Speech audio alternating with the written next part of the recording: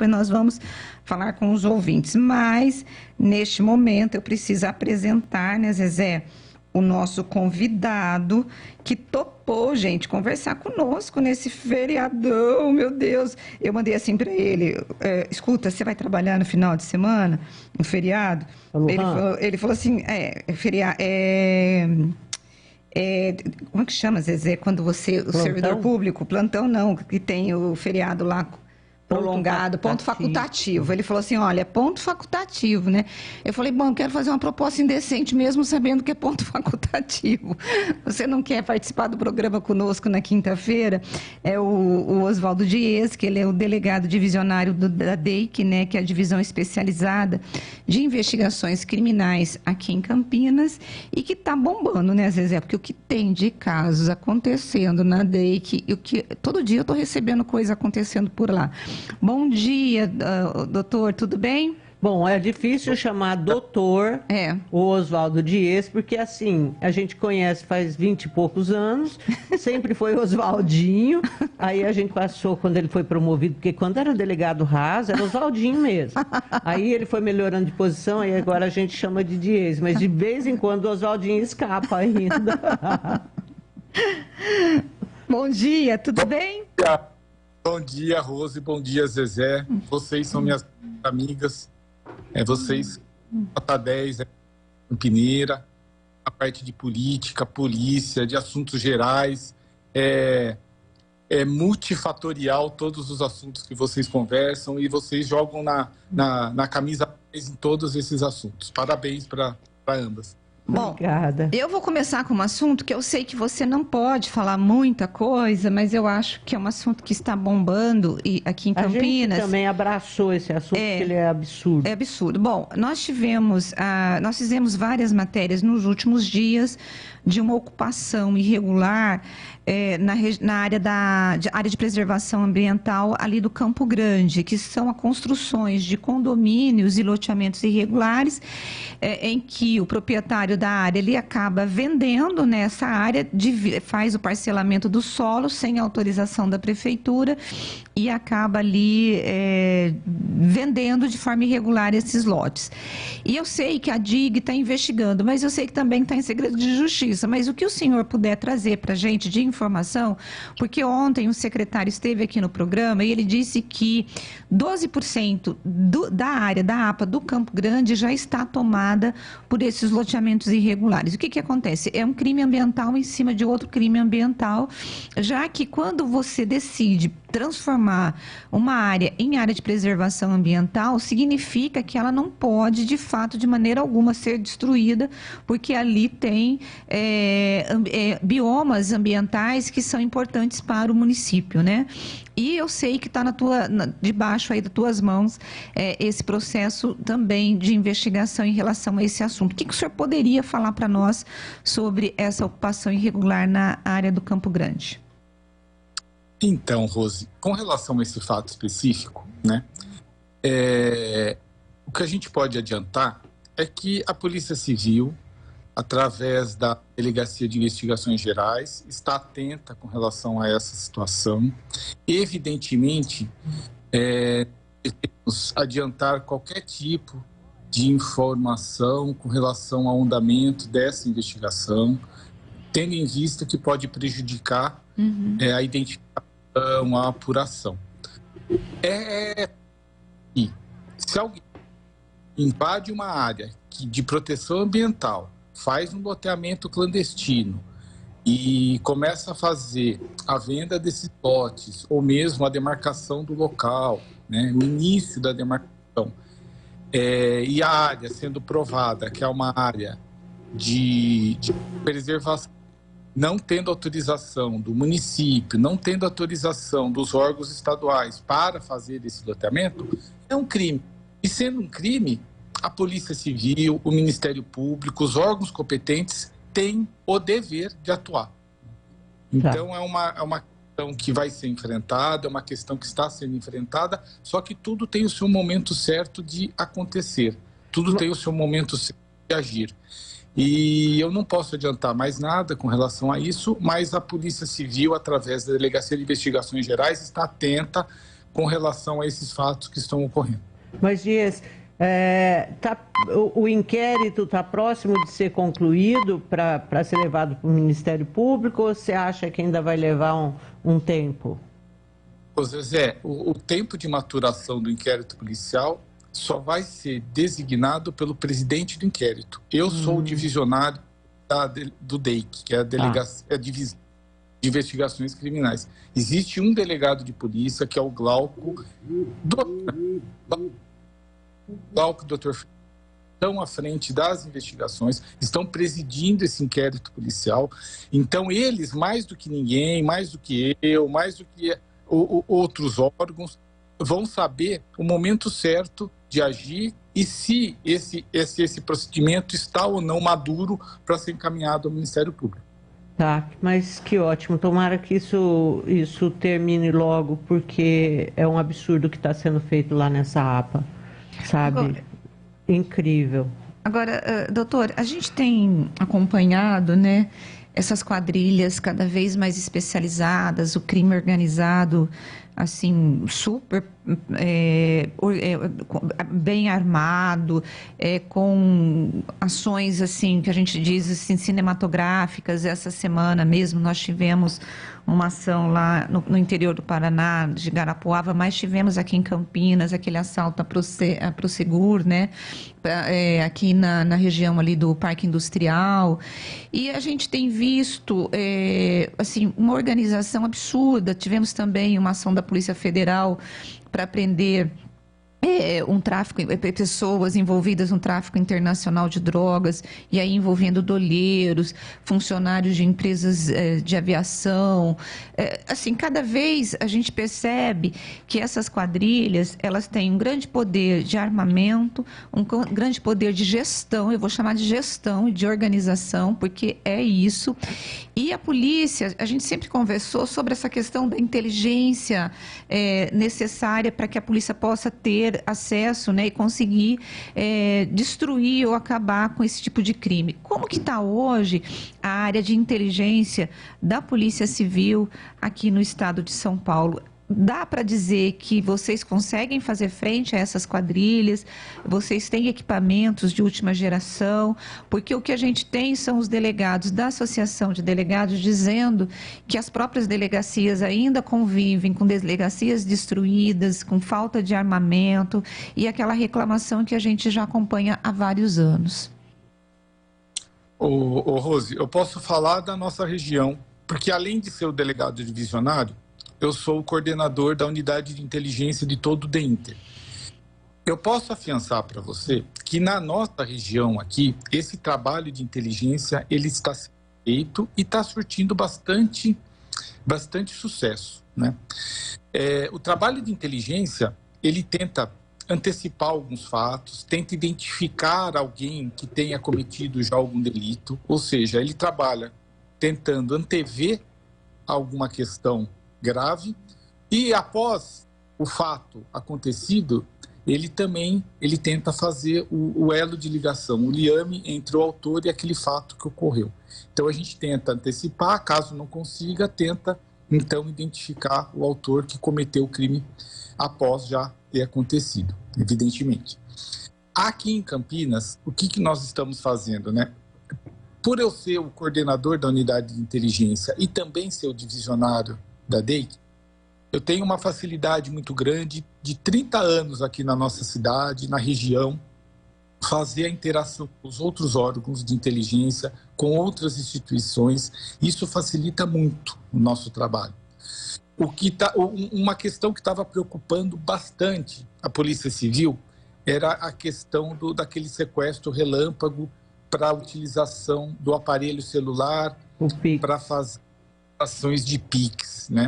Isso é no país inteiro, não é uma exclusividade de Campinas, do estado de São Paulo. Isso está acontecendo em diversas regiões. A tecnologia que vem para ajudar a população, que vem ajudar a sociedade, ela acaba também facilitando, em alguma forma, a ação de bandidos que usam essa tecnologia que veio para o bem, mas eles usam essa tecnologia para o mal. É o caso da internet, o pedófilo da internet para cometer crimes de pedofilia. A internet é uma coisa boa, uma coisa que veio a engrandecer a nossa sociedade. Só que os malfeitores utilizam esses benefícios para cometer os crimes. Então, o que nós fizemos, né, com relação específica a essas quadrilhas de Pix? Nós começamos a mapear, fazer um trabalho de inteligência com relação a local, perfil de quem estava sendo vítima, perfil de quem estava cometendo esses delitos, os horários de incidência, e através desses monitoramentos, desses mapeamentos, nós conseguimos identificar algumas quadrilhas e conseguimos até debelar essas quadrilhas com relação às ações específicas. Então acabou o crime de Pix? Não estou dizendo isso. Possivelmente outras quadrilhas vão se formar, cabe ao setor de inteligência, às delegacias de polícia, identificar, novamente iniciar esse trabalho de monitoramento, de pesquisa, de inteligência, para tentar também identificar essas novas quadrilhas que, porventura, possam surgir. A questão assim, primordial da nossa cidade, uma questão assim, que preocupa muito, nós temos algumas áreas de né? Nós temos uma região de pessoas que residem em áreas de invasão, nós temos pessoas que estão envolvidas nessas áreas de invasão, não para o bem, mas para o mal. É uma minoria muito grande, mas é uma minoria que ela se infiltra nessas comunidades que são pessoas trabalhadoras. Essas comunidades, na sua grande maioria, são pessoas honestas, trabalhadoras. E alguns indivíduos malfeitores, eles se infiltram nessas comunidades e acaba sendo ocultado em decorrência dessa questão vulnerável da existência dessas invasões aqui em Campinas, né? Eu tenho um exemplo clássico em torno do aeroporto de Viracopos, né? Nós temos comunidades onde alguns indivíduos se infiltram naquela comunidade e acaba cometendo crimes, se escondendo naquele entorno. E uma das quadrilhas que nós debelamos é exatamente naquele bairro ao lado de Viracopos. As pessoas iam para o aeroporto durante a madrugada, voos de madrugada, e acabavam sendo vítimas de ações violentas dessas quadrilhas chamadas quadrilhas Pix. E através desse setor de inteligência, desse trabalho, da unidade, da Delegacia de Investigações Gerais, conseguimos identificar e prender a grande maioria desses autores dessas quadrilhas. Acabou o crime? Não acabou o crime, mas essa quadrilha grande, que estava atuante, que estava cometendo bárbaros crimes, ela foi debelada. Pode ser que surja outras? Pode. E cabe à polícia novamente começar a identificação, começar todo o trabalho e também tentar debelar essas novas quadrilhas que porventura vierem a atuar. Bom, a gente está entrevistando o delegado Oswaldo Dias, é o delegado divisionário do DEIC aqui de Campinas. Dias, a gente fica sempre assombrados, aqui, a maior parte dos colegas aqui da Band, com as prisões feitas na região quando existem aí esses crimes, megacrimes, tipo aquele de Araçatuba, né? Nós vimos vezes e vezes a Polícia Federal vindo aqui na região e em Campinas prender quem estava no meio desse assalto lá.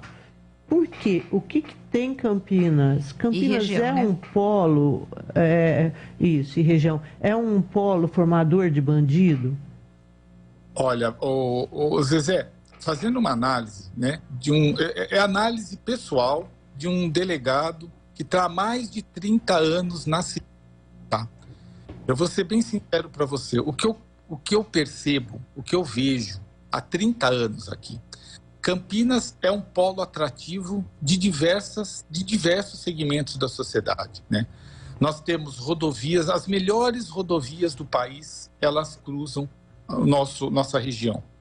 Nós temos aqui um polo tecnológico excepcional, um dos melhores do país. Nós temos aqui faculdades, nós temos uma área médica excepcional. As pessoas de todo o país buscam a excelência do tratamento médico aqui em Campinas em diversas áreas, né?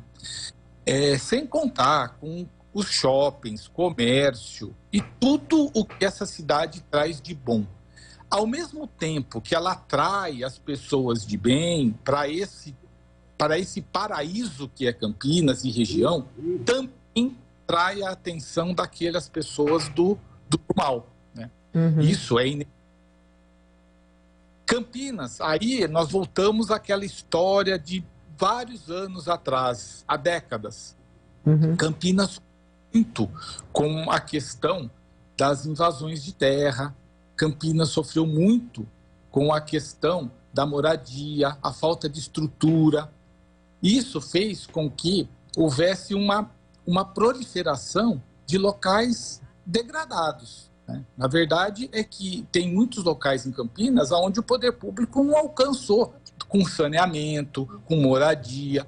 Isso fez com que também houvesse uma vulnerabilidade muito grande na nossa sociedade. Não vai ser que Campinas está ao lado de Hortolândia, Sumaré, Montemor, Nova Odessa. São cidades maravilhosas, cidades com um índice per capita excelente, onde tem indústrias. Só que ao lado disso também, algumas regiões, elas acolheram uma população que não tinha moradia, que acabou se instalando nessa região.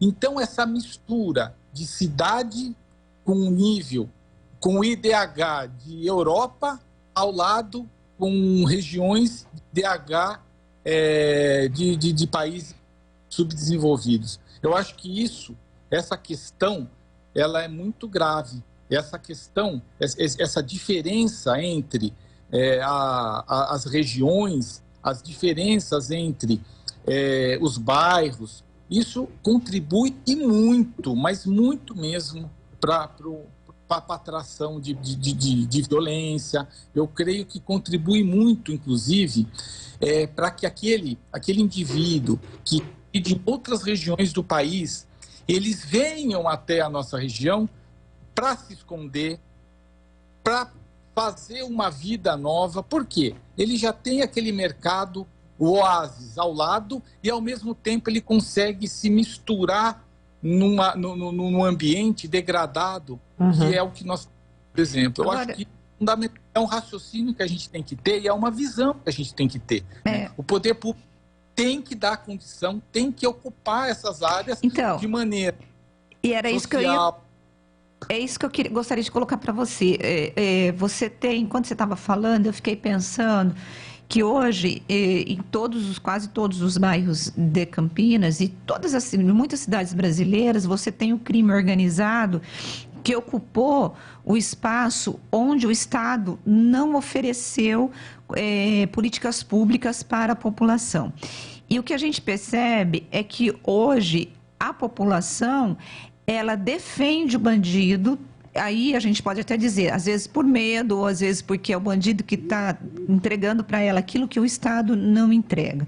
Aí a minha pergunta para o senhor esse bandido, ele percebeu que ele pode ocupar esses espaços e fazer o papel do político, entre aspas, vamos assim dizer, do Estado, por medo ou porque ele compra a população? E qual que é o perfil desse bandido, já que o senhor tem 30 anos como delegado, se mudou muito esse perfil desse bandido? Hoje é um bandido... Eu quero falar de reincidência também, queria que você falasse pra gente. Não, perfeito. Pode Com ir. relação à pergunta, vai lá. O que eu vejo, assim, eu posso falar de Campinas região, né? Eu não posso falar de uma região como... Em Campinas, eu não vejo aquela figura do grande malfeitor, que é uma espécie de ídolo no bairro, é aquele que faz as benfeitorias, aquele bairro onde a polícia não alcança, não chega até lá.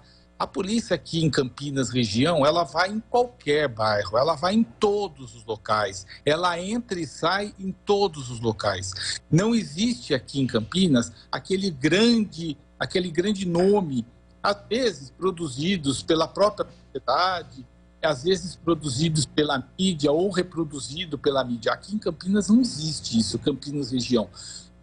Todos os grandes traficantes, todos os grandes sequestradores foram identificados, foram presos, respondem, muitos continuam encarcerados. Campinas não existe aquele local onde é impenetrável, o poder público está totalmente ausente. Não existe. O que eu quero dizer é que aqui em Campinas e na região existem muitos bairros onde falta algo.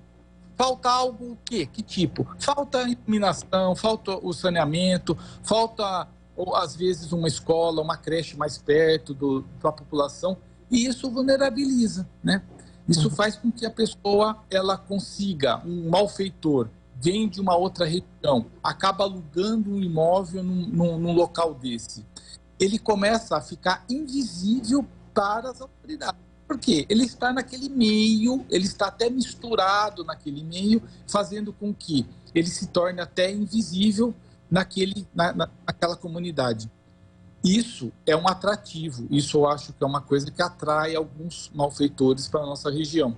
Quando eu falo nossa região, é todo o entorno. Nós não podemos dissociar Campinas com Sumaré, Hortolândia, Montemor.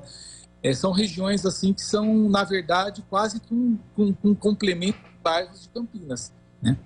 E eu creio que esse fator é preponderante para a atração desse tipo de pessoas. E somado com o que eu já falei, né? A cidade é uma cidade pujante, uma cidade maravilhosa, uma cidade com uma economia espetacular, é um índice de per capita assim, incomparável a primeiro mundo. Bom, sobre a reincidência, e só uma observação, acho que o grande bandido daqui foi o Andinho, que continua preso, porque teve uma época semana, que a gente ia lá no Paranapanema, não podia entrar, a imprensa não entrava, eles ficavam tudo nas esquinas. Mas você sabe que essa semana foi preso o sobrinho dele, Zezé, o sobrinho do Andinho, acho que foi... Hoje é a quinta, né? Na terça-feira, o sobrinho do Andinho foi preso também, praticando crime. É uma coisa, né? Indo de encontro com o que você está falando, com relação à reincidência, né? Eu acho que o Brasil ele peca em algumas situações, né? A legislação nossa é uma legislação que, de um lado, ela tenta penalizar a conduta com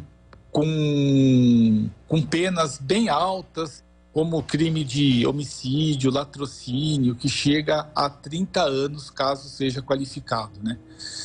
E ao cumprimento dessa pena, que eu acho que peca bastante aqui no nosso país. A lei de execuções criminais.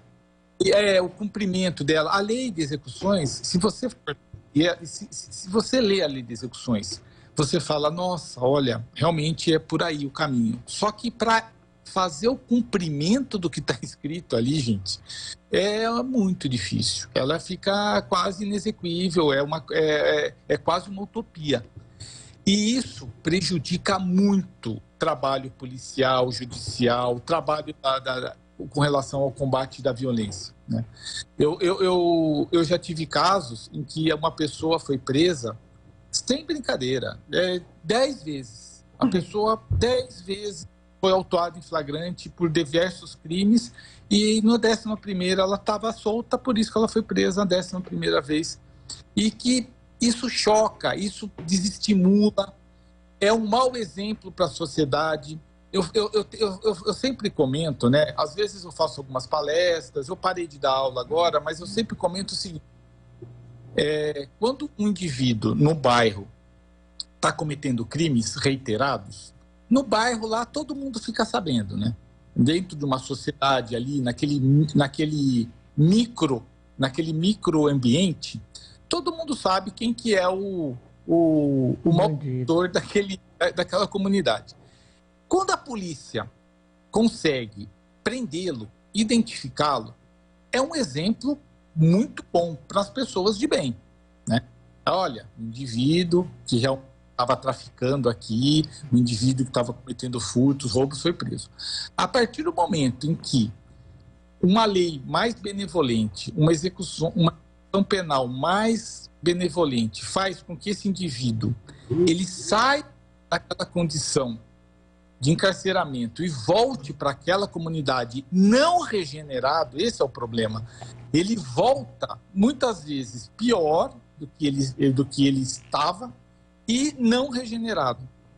Que exemplo que você está dando para aquela pessoa de bem? O crime compensa. Olha, o que adiantou a polícia ter pego o fulano de tal se ele voltou pior ou se ele voltou logo em seguida e não teve nenhuma reprimenda, não teve nenhum ato que ele teve que pagar, entre aspas. Eu acho que esse exemplo é péssimo na sociedade. Né? Tá certo. A gente está vivendo nesse ciclo vicioso. É prisão, um cumprimento de pena assim, que não seria a pena necessária para fazer com que ele voltasse à sociedade, e esse indivíduo retorna naquela comunidade cometendo crimes às vezes piores do que aqueles crimes que ele cometia inicialmente. Eu acho que é um fator a ser enfrentado, gravíssimo, né? Aí alguns defendem, mas a cadeia não regenera ninguém, mas a cadeia ela piora a pessoa. Mas então nós temos que resolver essa questão e não soltar todo mundo e não prender todo mundo. É isso. Sociedade... Doutor, tem uma pergunta aqui que deveria ser para a Polícia Militar, mas eu vou fazer porque o nosso ouvinte está dirigindo aí ao senhor pedindo para que eu fizesse essa pergunta. Ele está pedindo para que o senhor responda por que se a patrulha intensiva no bairro Bassoli está acontecendo por conta de um policial ter sido atacado. Por que não é feita essa patrulha em toda a cidade? Os pontos de drogas são de conhecimento de todo mundo. Por que a polícia não vê? Um exemplo é a Rua do Cotovelo.